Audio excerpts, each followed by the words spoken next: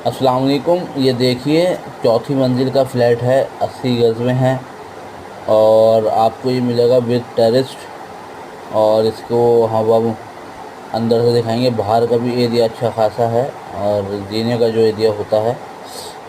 और ये हमने अंदर एंट्री करी, पहले ये हमें लिविंग रूम मिला और अच्छा खासा स्पेस है इसमें, और इसमें टाइलें लगी हुई हैं फ्लोर पर भी और दीवारों पे भी।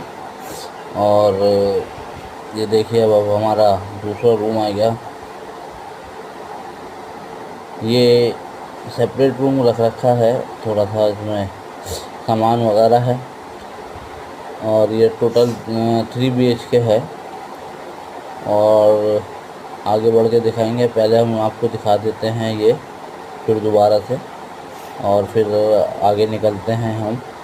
ये देखिए, इस रूम से हम बाहर आते हैं तो हमें ये मिलता है।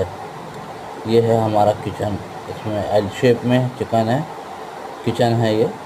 और अब ये पहला रूम आ गया है।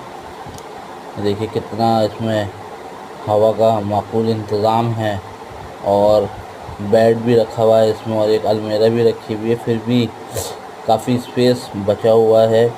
इतना स्पेस है कि एक डबल बेड आसानी से और आ जाएगा। और ये हमारा एक बेडरूम और आ गया, विद टॉयलेट है ये।